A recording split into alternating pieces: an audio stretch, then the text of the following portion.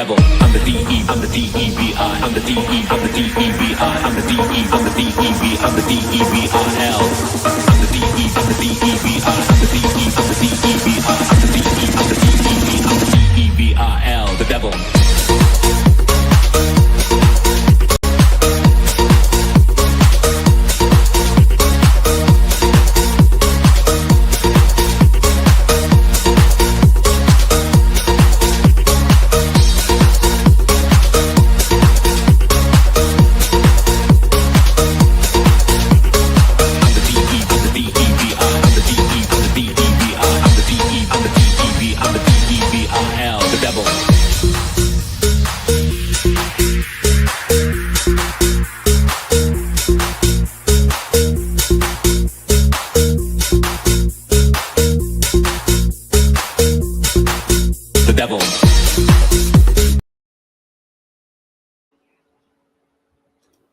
All right, welcome back, everybody, to the final word with your boy MattyB here on the It's a Wrap Sports Network. It's right, I'm back, and as you can see behind me, I am way back. I have returned from base camp, to base camp from my stint down in Alabama, a little earlier than anticipated, but some family business got in the way.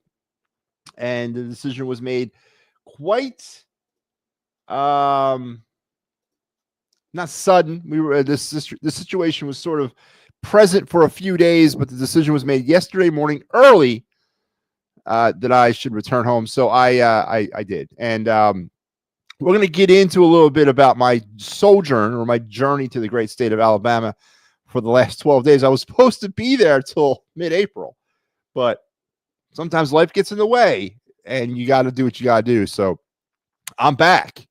I'm back at base camp, and we'll get into more of how I got back here yesterday and the craziness that is driving across country, essentially 1,000 miles or 1,100 miles, I think it was in total. We'll get into all that here in a little bit, but yeah, I'm back, and I'm great. It's fun to be back. I ain't gonna lie. Sleeping in my own bed last night was pretty nice. So I'm back, but we'll get into why, and we'll get into more details here in a little bit. But we got a great show for you tonight. That fact that I'm back means I have all the technology at my fingertips now to resume some of our segments that we put on pause while I was in Alabama. And of course, the main one is the card review. So we're going to get back to the card review. We're going to do the of the night segment. We got your day in Philadelphia sports history. We also got some great Eagles stuff, as the show title states. The Eagles 2025 roster is taking shape as they're busy making moves, signing players, cutting players, doing all those great things as the Eagles prepare to defend their Super Bowl championship. So we're going to get into some Eagles. Maybe we'll touch on some Phillies spring training down there in Clearwater. I watched a little bit of the game today. It was a launch pad down there at was it a Big Care? Yeah, I think it was at home. They played the Yankees today. Also going on right now in South Philadelphia, the Flyers are involved in a slugfest with the Calgary Flames. They are going into the second period right now, 4-2. The Flames lead. 6 first period goals. Sam Ersson with the early exit as he gave up 3 goals in about a minute and a half and was given the early shower. So we're going to get into some Flyers just a little bit, but don't forget that immediately following that Flyers game, right back here on the It's a Wrap Sports Network, Mike Laro is going to take you on the Clear the Ice program tonight, and he'll cover you with all the great post-game that is the Clear the Ice show. So make sure that you're back here for that at the end of the Flyers game. So let's jump into this, shall we? Your day in Philadelphia sports history, brought to you by the good folks here at the It's a Wrap Sports Network, and all they do for you this to make this a more pleasurable experience. And we're going to go back to 2009 on this one, folks. Because on this day, on the roof of the Wachovia Spectrum, that's right. And I'm not even talking the Wells Fargo. I'm talking about the Spectrum. The Harlem Globetrotters played their final ever game against their arch nemesis, the Washington Generals, on this day back in 2009, ending an era of entertaining basketball of the Harlem Globetrotters that spanned close to 5 or 6 decades. They were actually a real basketball team at one time, and then they went into the stick of entertaining and having fun and being that over the top. I never once personally saw the Globetrotters live. I think I always wanted to. I just never got around to it. And now that we have almost gone through a generation of Globetrotter-less basketball, it's a shame because the basketball fan of today has no idea what they're missing. It was really a lot of good fun. It was kind of like wrestling with basketball. The Washington Generals were the arch rivals of the Globetrotters, but of course the Generals were never any good. And they were just really kind of folly for the team as they would go through their antics on the floor. But tonight, on this night back in 2009, the Globetrotters hung it up, and they hung it up right here in Philadelphia. So there you have your night in Philadelphia, or your day. I don't want to say your night, but your day in Philadelphia sports history, the end of an era, the end of the Harlem Globetrotters as they decided to call it quits. Joe Hale checking in with me. How are you doing tonight? Joe, I'm a little tired. I'm a little catching my breath, but yeah, I'm doing good, man. As I said at the top, it's great to be back. It's great to be back in at base camp, broadcasting from my home studio here. And of course, I guess Joe provided me the perfect segue. Let's get into why I'm here and why I'm not still sitting in the shack, as I like to call it, in Alabama, where I was for the past 12 days. Well, as I said, I'm not going to get into too much the personal reasons of why I returned, but there were some family issues that had to be handled. And unfortunately, you can try to prepare for a long hiatus when you go away and, try to do things to help the family financially, but sometimes life gets in the way and sometimes things happen, and things did happen. And we tried, me and my wife, to kind of navigate through those things without me having to return back from Alabama, but it just became too much. And the decision was made on Sunday night, actually. Not the decision was made, but we left it as, let's sleep on it and we'll talk about it again on Monday morning. We had a phone call, me and my wife, on Monday morning, and we decided that it was probably best for me to return. And I did. So I got up. It's probably about 7 a.m. Central Time, and I packed up everything. It took me about 5 minutes. I'm a very light packer. And I hopped in my car, and I started the return trip back from Central Alabama. 17 hours later, 17 hours later, at around 3 a.m., I returned home. I've driving long distances and driving for a while, I'm pretty used to it throughout my life. I was a soldier, and a lot of, commuting back and forth to destinations, typically in the South. So you kind of get your interstate legs about you at a young age when you're in the military. But still, man, it is probably one of the more trying to keep yourself mentally engaged on driving for 17 straight hours is probably not healthy and probably not safe. But I was able to do it. I became very when I get behind the wheel in a situation like that, I become very focused on what I want to do and to end it. I don't like prolonging it. I don't want to stop here. I don't want to stop there. I don't want to sleep. Let me just get to where I got to be. And that's what I usually do. And I did that yesterday. And I went on a journey. I don't know if you guys are familiar with interstate travel around the Southeast. But when I went down to Alabama, I went a whole other way. And when I came home, I thought I was going to go the same way, but my car took me a whole different way, a very scenic way. I got on Interstate I-81 down in Hanover, Tennessee. And this was probably after about 4 hours of driving from Alabama up into that part of Tennessee. I got onto 81, and I took it literally for the next, I don't know, I was on that road for about 12 hours. I drove through Virginia, which if you've never traveled Virginia up and down I-81, I highly recommend it because, one, it's deceivingly frustrating how long that state is, north and south. East and west, you probably can do it in about 2 hours. But when you're driving north and south through Virginia, and at that particular part of the state, it's over a 6 hour trip through the state of Virginia. Then you get into West Virginia, you're there for about 10 minutes. You get into Maryland, you're there for about 3 minutes, and then boom, there all of a sudden you're in PA. But boy, it's a tedious drive up 81, and that's how I pretty much did it. And 17 hours later, I arrived at home. Very hard to sleep last night after doing something like that, but I got through it, and here I am today. But first and foremost, I want to thank my hosts down in Alabama. I want to thank the people at Perfect Game. I want to thank the Alabama High School Association as well for hosting me and allowing me to give me some reps. I got 20 reps in 2 weeks. So I did 20 games in 2 weeks, and some of the very high level competitions, like I've already talked about on this show before, of some of the high level stuff that I worked with. And I had that opportunity. So I want to thank them for their support and letting me do this, letting me come from out of state and come down to Alabama and have some fun for the last 10 days or 12 days, whatever long it was. And I'm sorry that I had to cut it short, but hopefully next year, with a little bit more planning and a little bit more thought, we can have another fun trip and I can go back down and do it again. So I'm definitely looking forward to it. But now that I'm back, I have my own local high school baseball season to prepare for, which will start in late March, early April. So, all is not lost, of course. Baseball for me is just starting.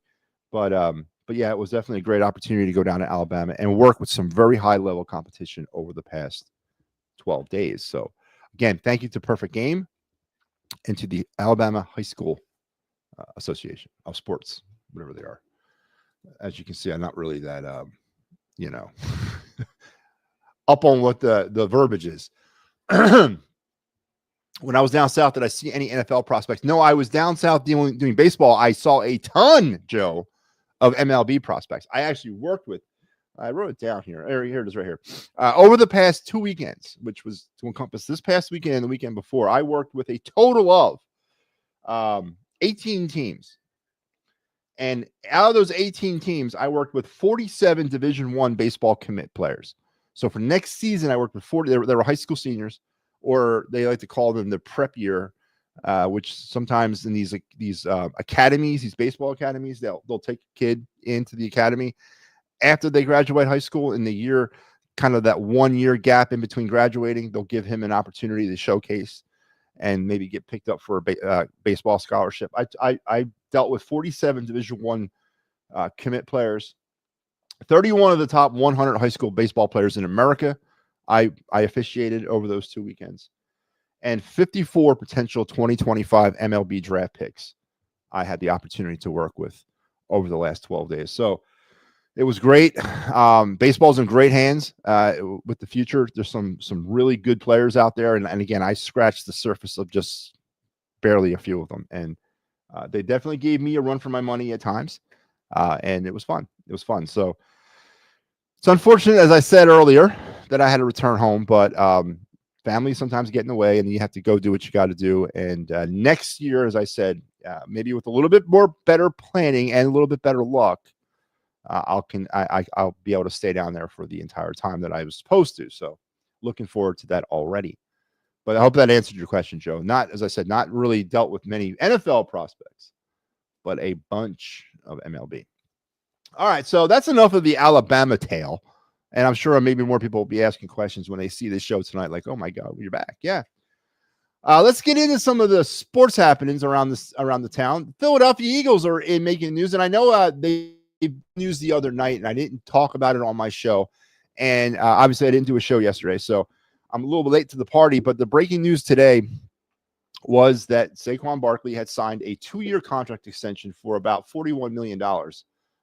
And I believe 35 of that 41 million is guaranteed, or 36, sorry, is guaranteed, making Saquon the highest paid running back in NFL history, which I find it very interesting. I find it extremely interesting, and they're billing it as a reward for a season well done for Saquon Barkley. And yes, okay. I mean, he had a great season, but I understand the intent of why they gave him the contract, but I don't understand why they gave him the contract. I mean, he's obviously not going to play out the next 4 years as an Eagle. And he's certainly not going to be able to play it out at the level he played 2024 at. And I know it's very cat friendly. It's dispersed over a few years. And I know it's not necessarily going to affect the cap. But as I was very vocal on this program immediately after the Super Bowl, said that if the Eagles were serious in becoming a dynasty, that trading Saquon Barkley right now would probably be the better option than re-signing him to a 2-year contract extension and giving him the reward that he desperately deserved. But I thought the reward came in the form of a Super Bowl ring. So the Eagles are hitching their star to Saquon Barkley for the next 4 years. Odds are he will not finish out the contract, and we all know that. And we all know the underarching reasoning around the contract extension was to say thank you.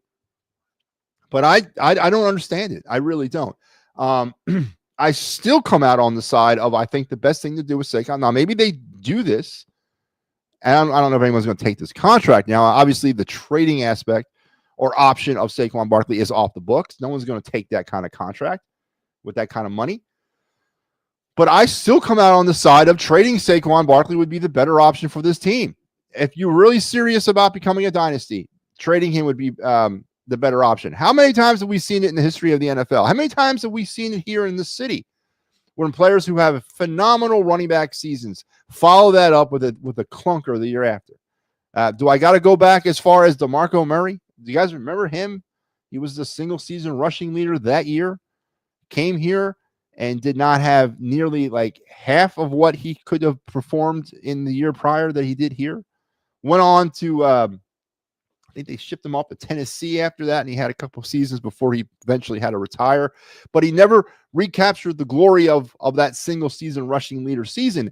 And I know Saquon's had a very consistent career, and was topped off with a very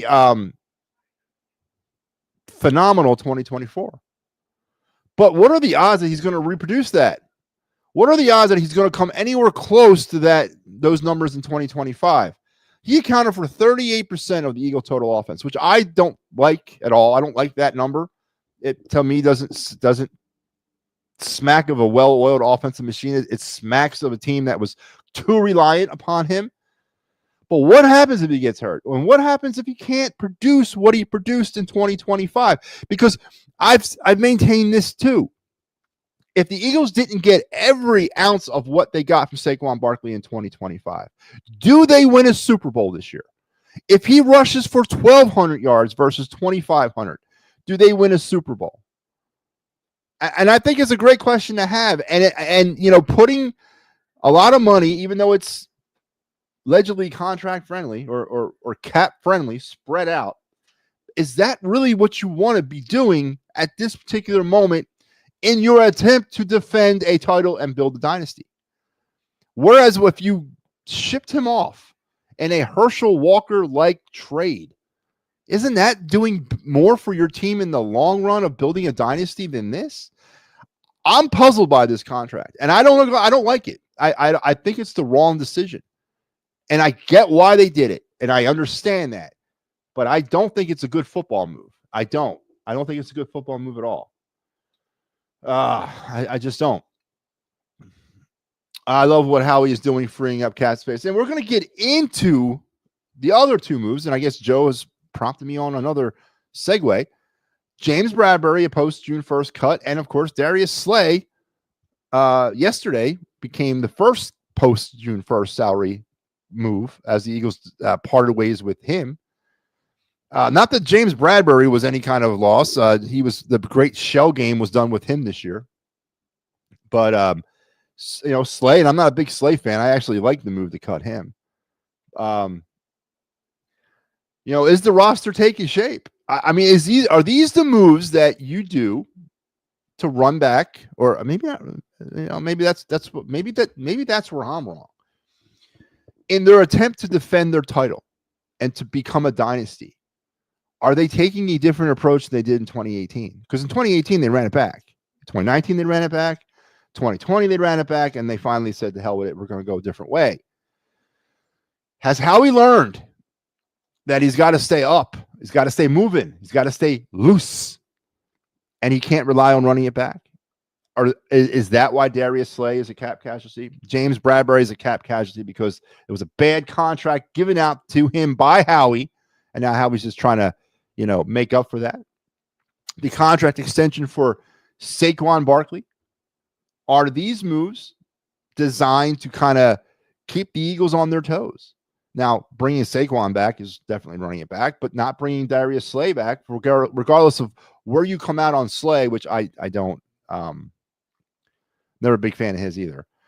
But he was very consistent this year, and he really, I think, took a lot of the pressure off of Quinyon Mitchell. Is that pressure, now that he's gone and whoever they decide to stick in there, how does that relate to Quinyon Mitchell's performance in 2025? And how much of the presence of Darius Slay kept a lot of pressure off of Quinyon Mitchell? And it's like kind of that reverse pressure, right? They were picking on Slay because they thought they could, but Slay was coming up big. Now that Slay is gone, you know, what does that do? And what kind of like influence does Slay have on Quinyon? And what kind of relationship did they have in the backfield? It's big in the communication piece, big in the trust piece. That's huge. Is that the right move? Another factor of what led this team to a Super Bowl last year was the play of the defensive unit as a whole. And yes, the secondary was big time. If they don't play up to the level that they played in 2024, do they win a Super Bowl? I don't know. Interesting questions and interesting moves as we wait. What the official beginning of free agency is next week, is when they can actually start making moves. And the Eagles are already jumping the gun. So the Eagles are at it in full speed. So I also love the other Eagles move today. I also think Vaughn and Sweat will be back. Joe, I hate to say this to you, man. I don't know, man. I don't see neither one of them coming back. I really don't. And I want to give you why I don't see either one of them coming back is because why wasn't Zach Bond given a contract early in the season? Why wasn't it done right when they could do it, like in December? You know, where was the and I would like to know this. Was a contract offered at that point by Howie Roseman? Did Zach Bond turn it down? Did he feel like at this point, I'm just going to like throw my dice into the whole free agent market? I mean, Howie's supposed to be this genius of a GM, right? Did he present Bond with a contract extension back in December or November? And did Zach Bond say, you know what? Thank you, but no, I'm gonna get paid. You know, I mean, that could also be part of this too. And maybe Zach Bond doesn't want to come back. Maybe he wants to test free agency and get paid. Because it really doesn't matter if he can go off to another team and perform. He just needs to get that money.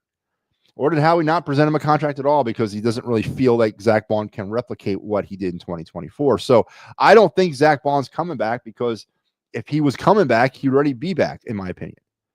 And I think Josh Sweat is in this sort of the similar situation. I think if they wanted both those players to return, they would be returning by now. It's a dangerous thing you do by testing free agency. And I don't think Howie is going to get into a bidding war with anybody. He didn't get into a bidding war with TJ Edwards. He didn't get a bidding war with any of the other players, the James Hargraves of the world that left.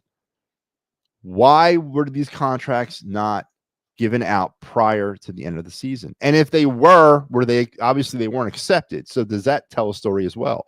I don't know the answer to that question. But to me, if Josh Sweat and Zach Bond were coming back, then they would already be back. So I don't have your confidence in that at all. He wanted to wait until the offseason. Who is he? Is that you're talking about how he wanted to wait? Why would you do that? Are you talking about Howie?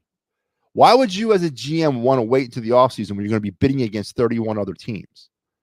That makes no sense. You could lock a player down in season cheaper than you could during the offseason. Right? I mean, am I missing something there? You could also franchise some of these guys too. Why don't they franchise somebody? Why has not, if they wanted him so bad, and I'm talking Zach Bond here, why don't they franchise him? Bond said that. So then Zach Bond wants to wait and see what the other teams out there want to offer him. So again, I know a lot of Eagle fans are hitching their wagon to Zach. I don't know how many Zach Bond jerseys were bought last year, and I'm sure there were a few.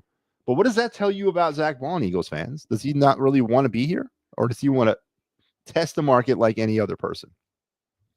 And what does that tell you about him? What does it tell you about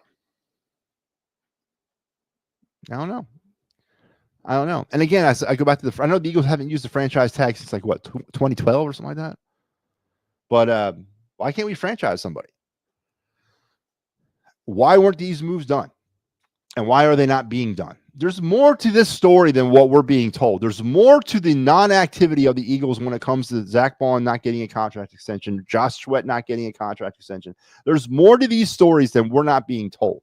There's something else going on here that's not being leaked out to us.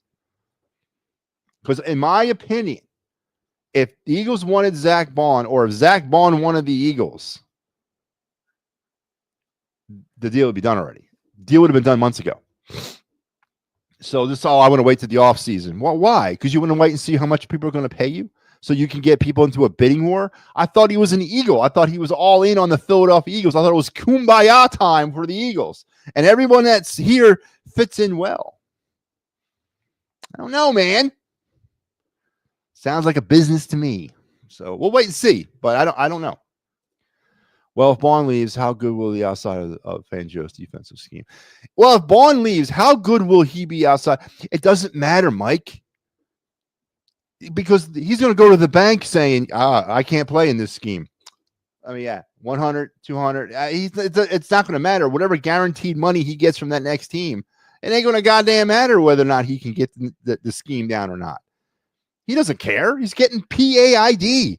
Money makes the world go round, Mike. It's a business. It's a business. If he really cared, right? If he really felt that Vic Fangio was the secret to his NFL career for the rest of his career, if he felt that I could stay in this system and I can become an all-pro every year and I could be in a competition to win a Super Bowl every year, then why in the hell did he not sign already? Why did he not sit down or send his representation in and talk to Howie Roseman back in November, December and say, what can you do? Why? Because he doesn't care. He wants to get paid. And I'm not bad. I'm not like bashing him for it. But Eagle fans have a tendency to do this. They have a tendency to put their love and their trust into people, whether other than the team. They center on the Zach Bond individual, not the Eagles defense or the Eagles as a whole. And we want to believe that everybody loves it here and that this is the place that everybody wants to be. And guess what? The bottom line is it's a business. And Zach Bond wants to get paid. Josh Sweat wants to get paid. Milton Williams wants to get paid. Saquon Barkley wanted to get paid. And unfortunately, the Eagles can't pay them all.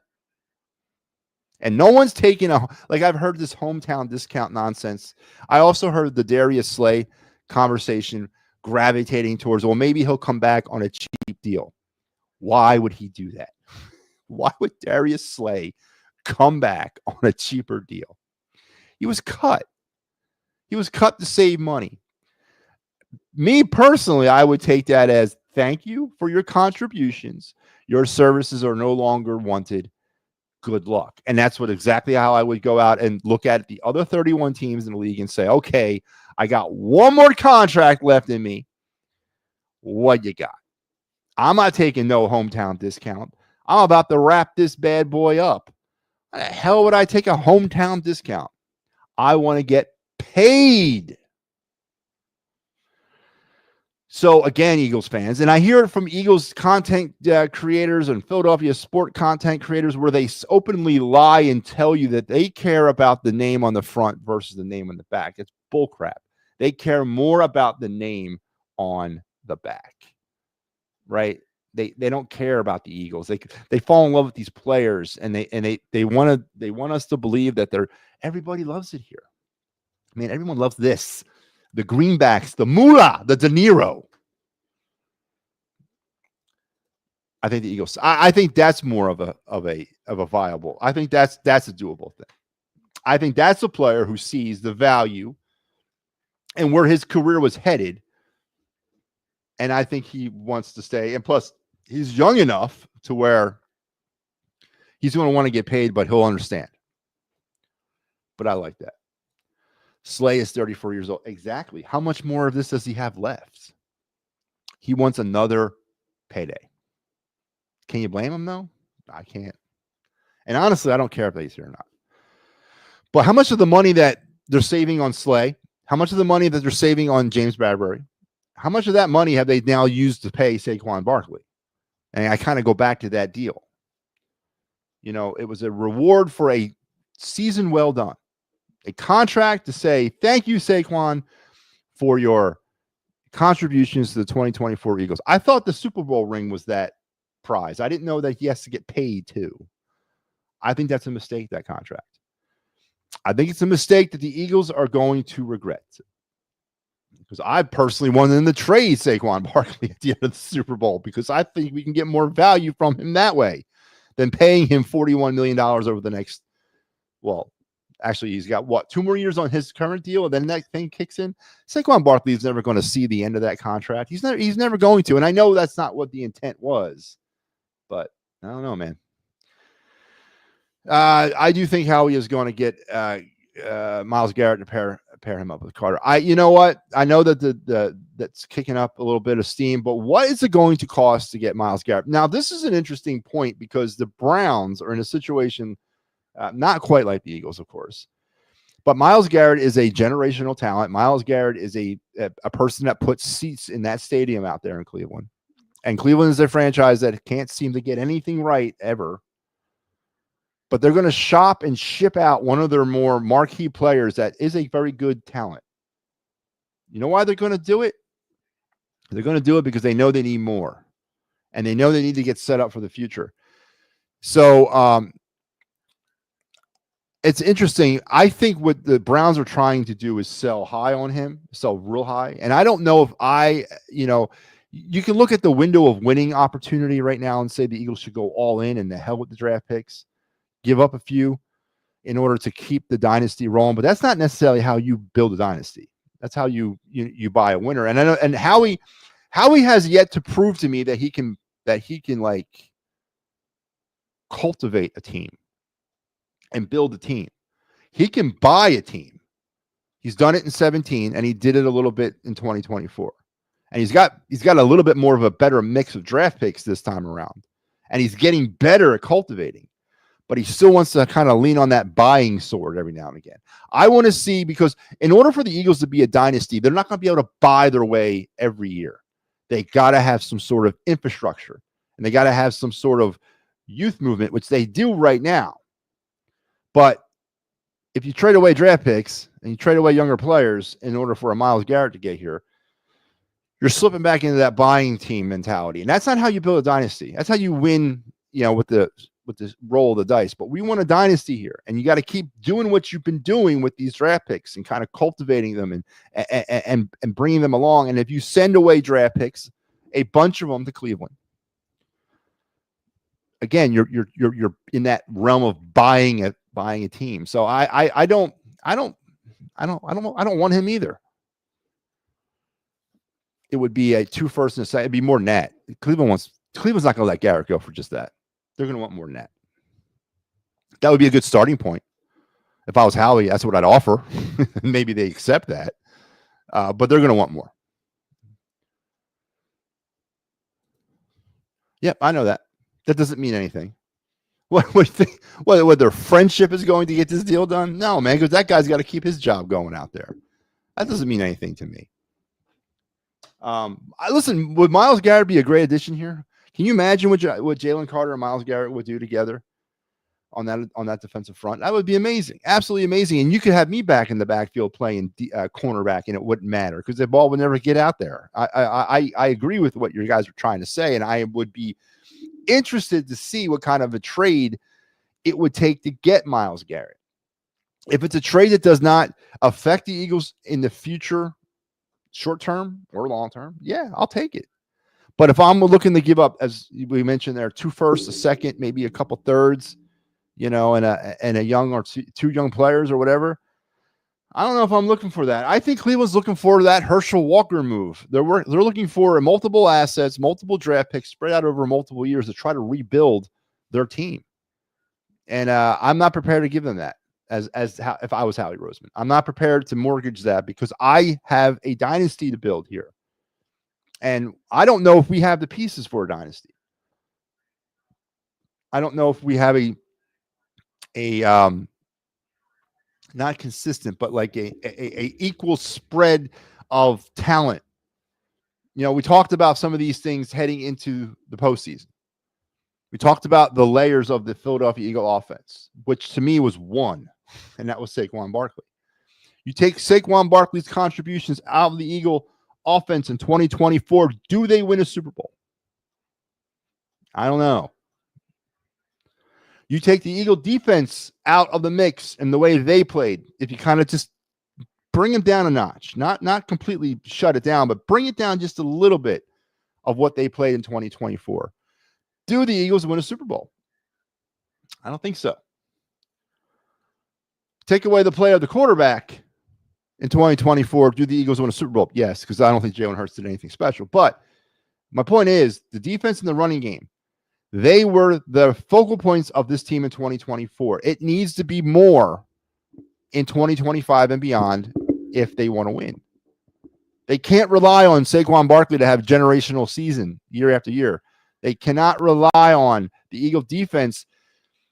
I've made this statement a few times. The Eagles heading into week 9 of the season had forced 7 turnovers all season, 7 through 9 weeks.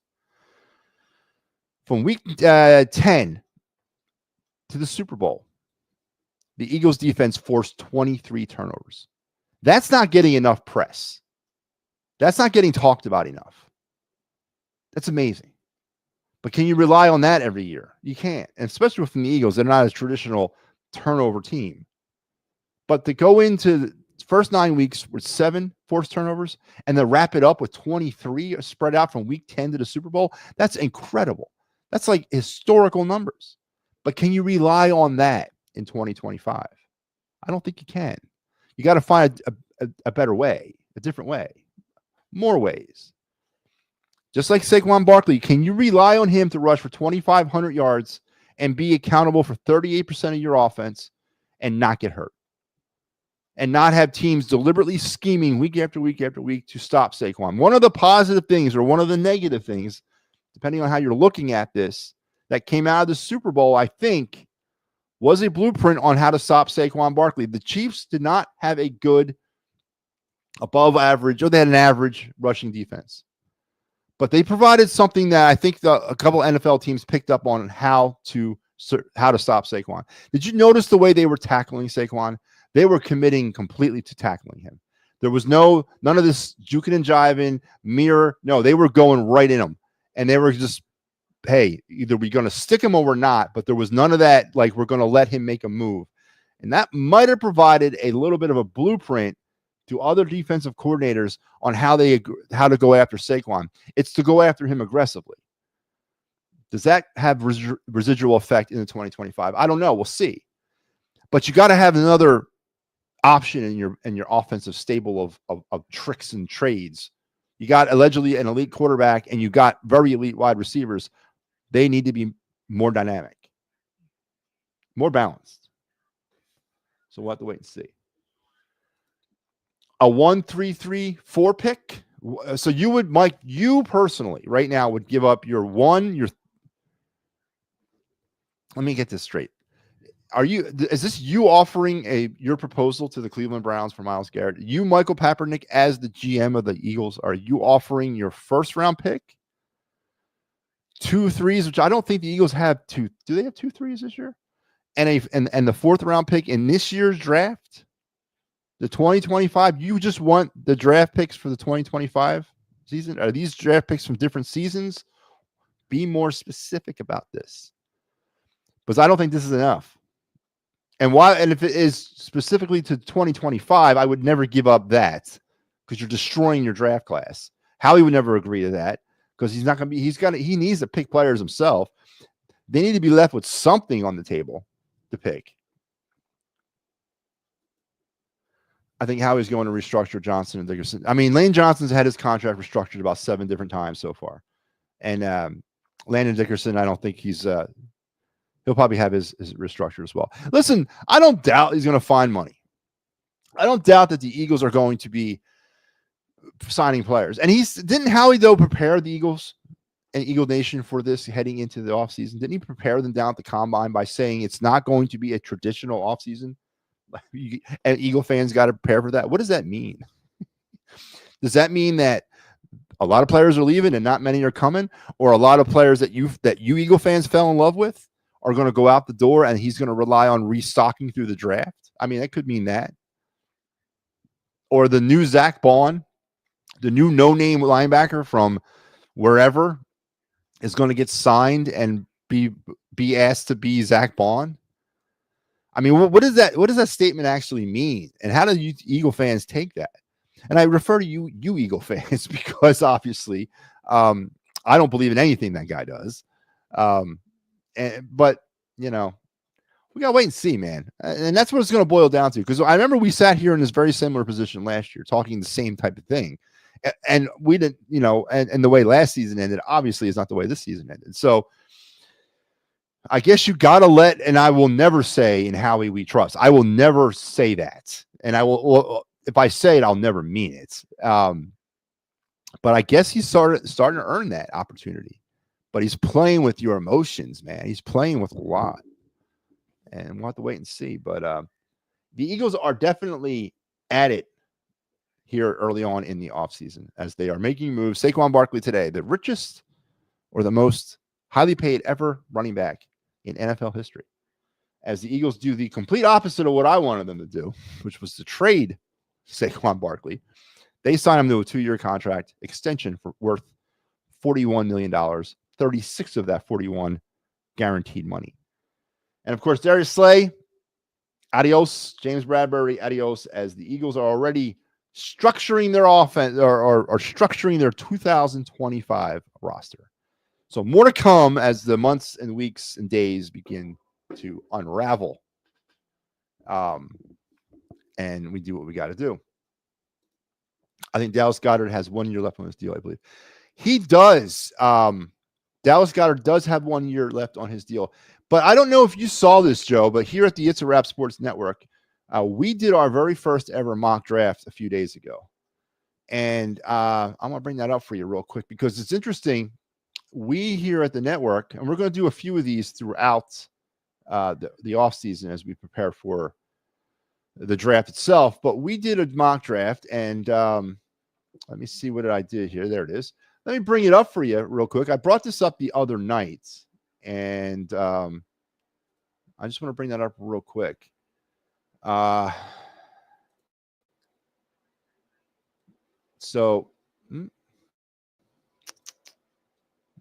Man. All right. And it's not working. All right. Well, we're not going to do that. Anyway, let me try it one more time. I don't know what's going on, why it's not letting me close it.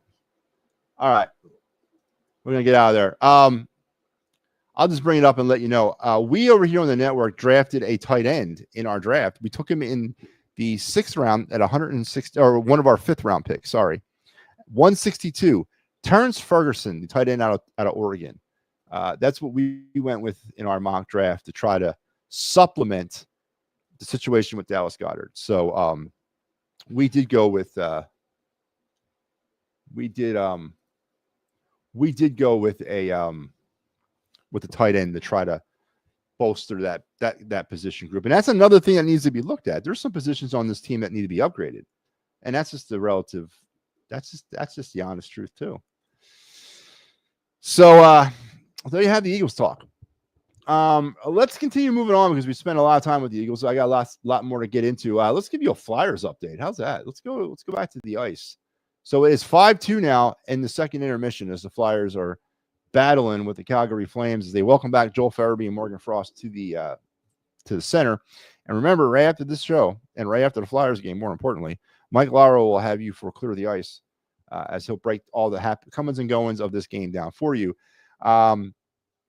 On the Flyers side, let's continue on with Matty B's all-time Flyer roster. I don't really want to get too much into the Flyers. Sam Ersson did not last beyond the first period tonight as he gave up 3 goals in like a span of 2 minutes or something like that. The Flyers did get the game to 3-2 in the first period, but then Calgary is obviously pushed out ahead a little bit more. But I'm going to let Mike kind of take you through the X's and O's of the Flyers tonight. Of course, we got the trade deadline bearing down on us on the 7th. Was it Thursday?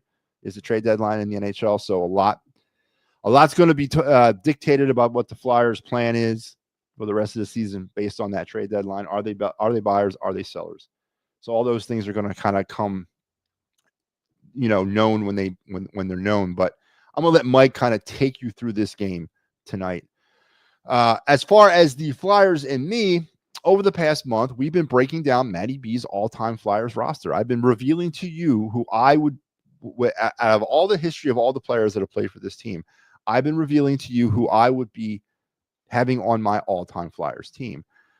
We've done 4 lines last night, or not last night, the night before that, we did our D1 pairing, and tonight we're going to do our D2 pairing. But let's go back in time and remind people what Matty B's all-time Flyers roster looks like.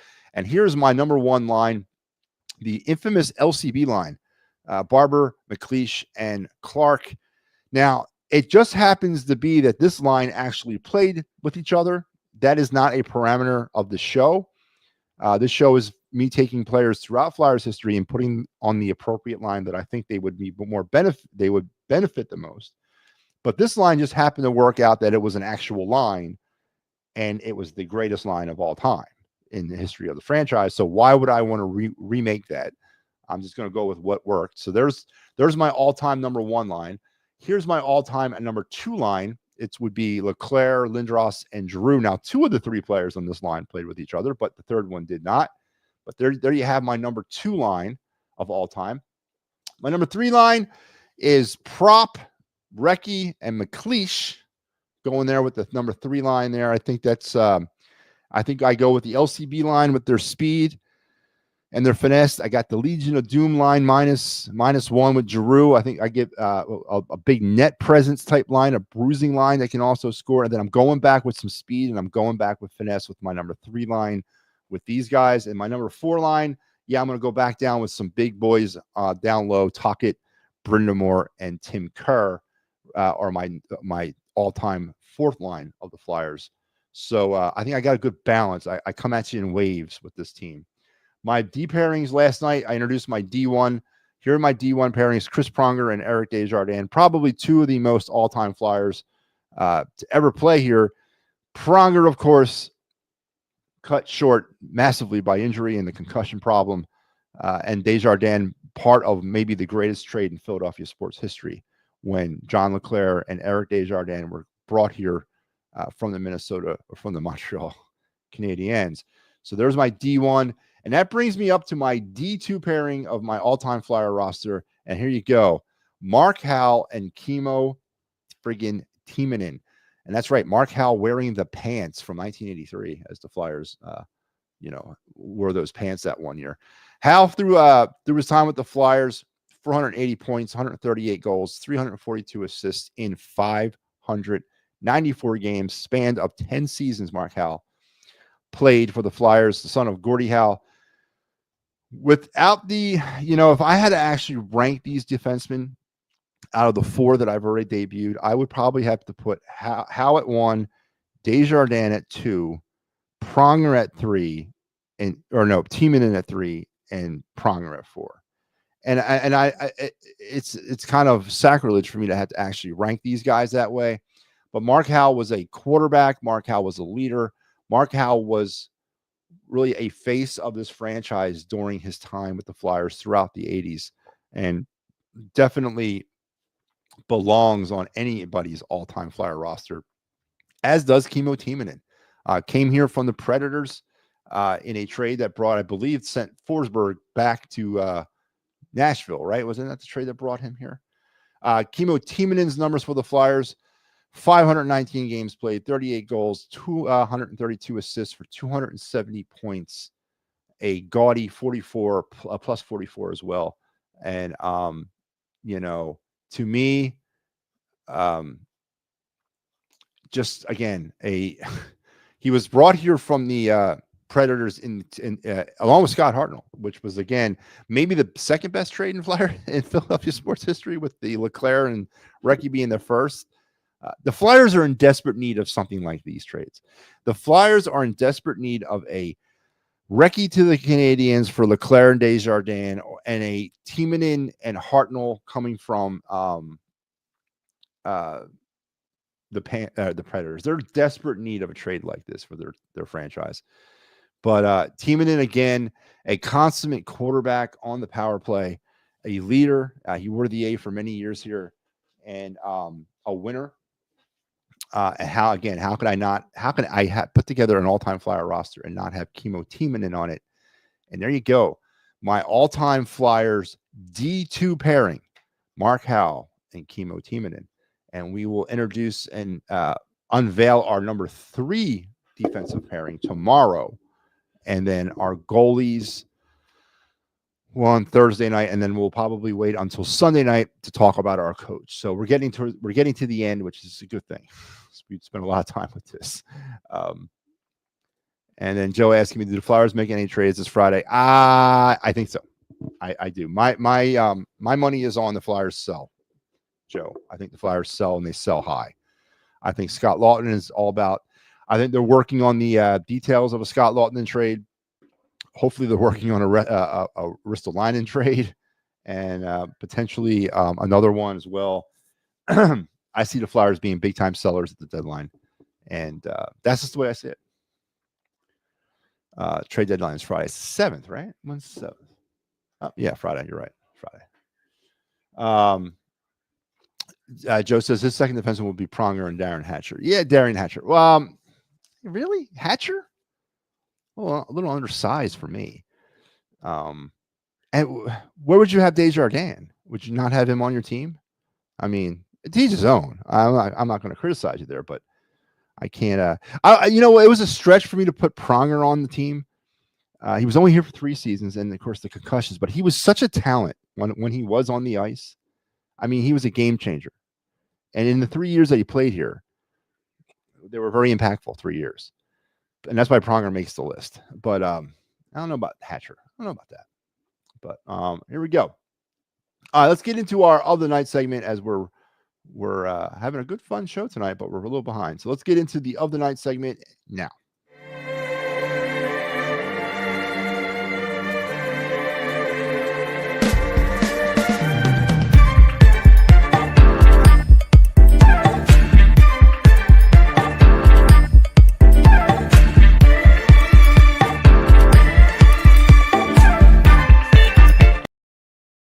All right, this is the other night segment. This is the part of the show where I, MattyB, your distinguished host, come at you with a Flyers draft prospect, a Phillies draft prospect, a Flyers prospect, a Phillies prospect. We spotlight a player on the Phillies or the Flyers. All those things we do on this program, and we take either one team a night, one player a night, 2 players a night, 2 teams a night. We very rarely will do all 4 the same night, but we've been trying to double up because we've been falling behind.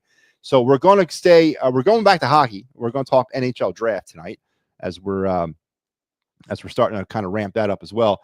And tonight, our NHL draft prospect is Conrad Fedronk, the left winger from the U.S. National Development Team, 5'11", 175 pound. He's a highly skilled player who can excite in space. I do not like 5'11". He's got a dangerous mid-range shot, excellent individual skill, hands, and good overall skating.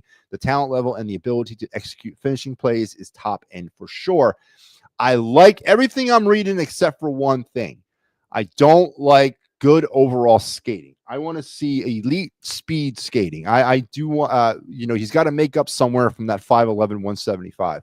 If he would have if his skating was a little bit higher, he's got Danny Barrera written all over him, and definitely somebody that you would probably want to take a chance on. I mean, someone's going to take him in the top 10 anyway, but there's some things about that I don't like. I don't like 5'11". I don't like 175, but I do like the finishing ability, and I do like his top end playmaking pedigree, of course. But it concerns me that if you're missing something at the NHL level, You got to counter it with something. And if he's missing height, if he's missing size, then he has to counter it with something else. And that has to be speed. So I'm not saying that I would not take a flyer on him. I'm not, calling it a flyer is a little, probably flip it as well, because we're talking top 10. But I would definitely be looking at him. As far as the Flyers go, we have a bunch of left wing prospects, not looking for a left wing, and I'm certainly not looking for an undersized left wing, but I am looking for a playmaker. I am looking for an elite shot, So, or in this case, a dangerous mid-range shot. But my concern is when he's operating in space in the U.S. National Development Team program or in the USHL, he's going to be operating in less space in the NHL. And can he do that at his size currently? So he's definitely a project, but he's got a lot of high-end reward ability. So Conrad Fedronk is your NHL draft prospect of the night. And now we're going to keep it rolling because we got another one, and we're going to the Phillies. That's right. We're going to talk about Philly spotlight player because we are getting close to Philadelphia Philly baseball for the real thing at the end of the month. So let's bring up our boy Tanner Banks, left-hand pitcher, 63 games appeared in last year for a 3.98 ERA, 78 strikeouts, 25 walks, 2 saves. He also started 2 games for the White Sox prior to coming to the Phillies in the trade deadline deal that brought him here. Tanner Banks often gets forgotten about in the Philly bullpen, but he's a master of all trades and a jack of none. He's probably going to be seen all over the Phillies bullpen in 2025 in various amounts of roles, which I disagree with, but that's how Rob Thompson does. But he's pretty steady. He's pretty sturdy. I think he's a good person to have in anybody's bullpen, and I like the addition of Tanner Banks. I'm all over Dave Dombrowski about bad trades. And I don't think his summer trades have been great, but Tanner Banks might be one of the better ones that he's made since he's been the Phillies president of baseball operations. So Tanner Banks, who will probably be called on to do a lot in that Phillies bullpen, to appear in a lot of different places in that bullpen, and maybe make a spot start or two, as he's been known to do for the Phillies in 2025, is probably going to be a key member of that bullpen and a key member of that pitching staff. So Tanner Banks tonight is your Philly spotlight player, the left-hand pitcher of the Phillies. And there you go. So 2 players. We did the NHL draft prospect, and we did our, our Philly spotlight. So I don't like that either. I like more of the Schmidt. There you go. So, all right, so let's get on to our final segment of the night. And I'm so glad this is back. And I'm so glad I'm back to doing this. Well, we put this on hiatus while I was in Alabama, but it's time to take it out of mothballs. Well, let's do it. Looks a little something like this. Looks a little bit like I can't miss. Hey, this is what you call a bad. What? This is what you call a bad. What? Looks a little something like this. Looks a little bit like I can't miss. Hey, this is what you call a bad. What? This is what you call a bad. That's right. It's the MattyB card review segment of our program. Usually we wrap up every show with this segment, and this is simply put what the title is. It's a card review segment that I do every night, and it's from my own personal sports card collection, which I have a gazillion of. We take a card a night and we talk about it, just to have some fun with it. Nostalgic purposes, financial purposes. Maybe it's a player that you've long forgotten about, or I had specific memories about when I got the card. All those things. And we talk about the card business in general. And especially now that we're getting back to baseball. Now, I have multiple sports cards. I don't not just have baseball cards, but every red-blooded American boy has a bunch of baseball cards. I think every sports card collector's collection is dominated by baseball, because it's the biggest and most popular part of sports card collecting in this country. So I do have more baseball cards than anything else, but I do talk about other sports as well. But tonight we're back in baseball, and to kind of renew the segment, it's been on hiatus since I went to Alabama. Let's get it rolling. And tonight we're going to talk about the 2024 Maslin Win holiday card from Topps. It is his rookie card version. Now there's different versions of this card floating around in the holiday set. It's funny what they've done to sports cards over the years. Back in the day when I was growing up, there was one base set. Now there are multiple sets. There's special sets, there's nostalgic sets, there's chrome, there's at any given year, there's probably 9 to 10 different sets of baseball cards that come out featuring players from that year. This is the 2024 Topps holiday set that came out, well, you guessed it, right before the holidays. And this was also Maslin Wynn's rookie season, or considered his rookie season. Now, if you don't know much about the player, he is a shortstop for the Cardinals. He's appeared his career batting average through he premiered, or he debuted in the MLB in August of 23. He's got a 251 batting average for 17 home runs and 69 runs batted in. He was taken in the second round by the Cardinals in 2020. He is definitely one of the rising stars of today's baseball game. And this card financially is not going to you're not going to be able to buy a mansion with it. It's about $4, but still, it's a cool looking card. As you can see, this was the holiday design of Topps this year, with the way they put everything in the background. There you got the rookie card emblem there to delineate the rookie card. And then look at his neck. He's wearing a garland of lights. There's different versions of this card floating around. There's the version that does not have him wearing the garland necklace. And then, of course, there's this version, and they're all in the same set. These are little Easter eggs that Topps does every year. If you're a Topps baseball card fan and you're wondering about 2025, well, wonder no more, because 2025 Series 1 Topps they've been out for about a month now. So go out there and start ripping packs. But this was the final set of 2024. This was Topps' holiday set. This is the last set of cards they debut for the year. And then they focus on 2025. And just like now we're here in 2025, Series 1 is out. Series 2 will come out later this summer. And then special sets will come out, nostalgic sets. I don't know what Topps is looking at this year. And then they will have their 2025 holiday cards come out as well. But tonight, the Maslin Wynn holiday 2024 holiday Topps rookie card. And about $4. Decent price for a card for a young up and coming rookie. And here it is in its physical form. Here's the version I have. And as you can see, I don't have the version with him wearing the necklace, the garland necklace. I have the clean. Let me put that up there if you guys can see that. I have the clean necklace version. So there's multiple versions of the same card floating around the 2024 Topps holiday set. I picked up about maybe, 12 packs of these when they came out right around November of last year. And there's some decent cards. There's a Paul Skeens in there. That's considered a rookie card, but it's in the holiday set. So, and I got like 3 of them, and they're very sought after. So anyway, so that's the card. Maslin Wynn's 2024 holiday set from Topps is your card of the night, as we get the card review segment back going where it belongs, man. I missed that. I miss doing that segment.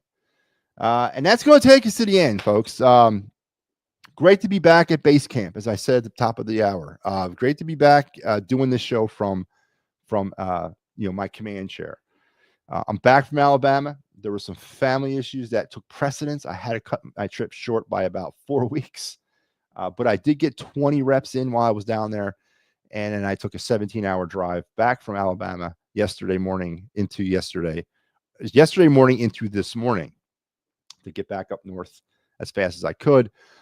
And I'm back now for the duration. I have another thing coming up this summer, but that's local, so that's not going to take much. But glad to be back. It was fun.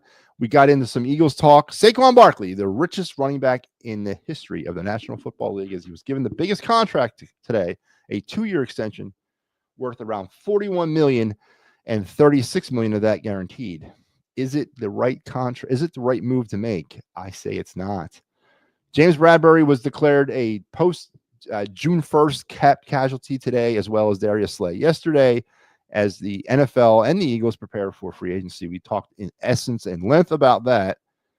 We went over the Flyers a little bit, but we're not too much, because coming up here at the top, or whenever where we at here? We're just starting in the third period. Flyers down 5-2, but at the end of tonight's game, Mike Laro will be back here with you for the Clear the Ice program, as he'll break down this game. We went in a little bit about the game tonight, but We're going to let Mike kind of chew on most of it. But I did unveil my MattyB's all-time Flyer roster defensive 2 pairing, which was Mark Howe and Kimo Timonen.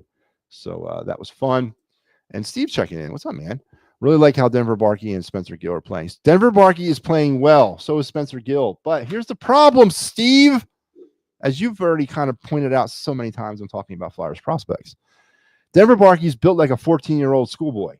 All right. This kid needs to put on some weight. He needs to put on some muscle. He needs to grow up, man. Denver Barkey's going to get destroyed at this level. And I honestly don't think sending him back to London for a 5th year of junior hockey is crucial, but I don't think he's ready for the AHL yet. He's got talent, he's got skill, but can he operate amongst men? That's my concern with Denver Barkey. Spencer Gill, kind of the same thing. Little undersized, underdeveloped, undermatured, and they're going to grow into themselves. I get all that, but I don't want them to be destroyed in the process. But I like Denver Barkey. I've always liked him. But I'm concerned about his prepubescent looking frame. I mean, the kid looks like a 12-year-old, man. So he's got to grow up a little bit for my liking. So we went into some Flyers talk too. We talked about trade deadline as it's looming on Thursday or Friday. No, not Thursday. I said Thursday. I did say the right date. I got the wrong day of the week. Are the Flyers buyers or are they sellers? What are the Flyers doing?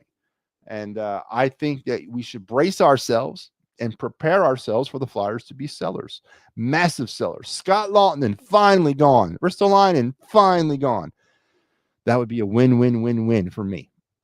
Probably taking on some expiring contracts from other teams, some cast-off players that they don't want anymore, and all those great things that come along with trade deadline day in the NHL when you're not in a Stanley Cup position.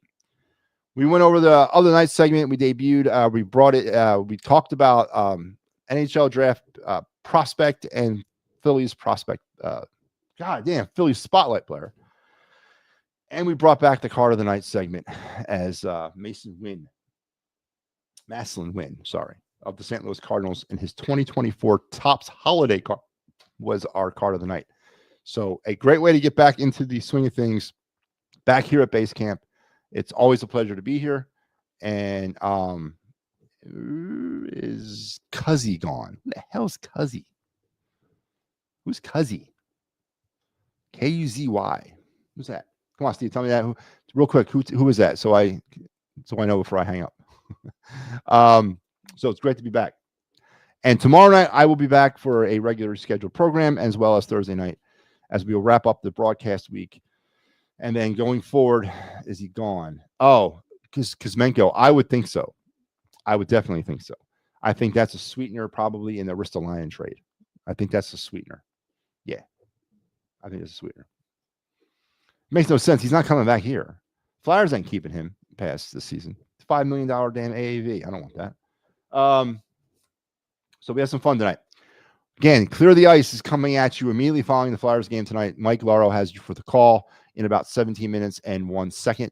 And I will be back tomorrow with my show and all the great things. Maybe we'll talk more about the Flyers and all the other stuff. And again, one last time, I want to thank the Perfect Game people of Alabama and the Alabama High School Baseball Association for hosting me over the last 12 days. I had a blast down there. Really wish I could have stayed, but duty calls and I had to come home. But if everything works out, I will be back next year, and bigger and better things await. So thank you once again for that and the opportunity that you gave me. One last time, over the past 12 days, I faced 18 teams in perfect gameplay, 47 Division I commit prospects, 31 of the top 100 high school baseball players in this country, and 54 potential 2025 MLB draft picks I faced and I officiated over the last 2 weeks. It was a great experience, and I had a blast doing it. And I cannot wait for my school season to start here at the end of the month. So baseball is definitely in full bloom. And maybe tomorrow we'll get back into talking to some Phillies as their spring training is in full swing.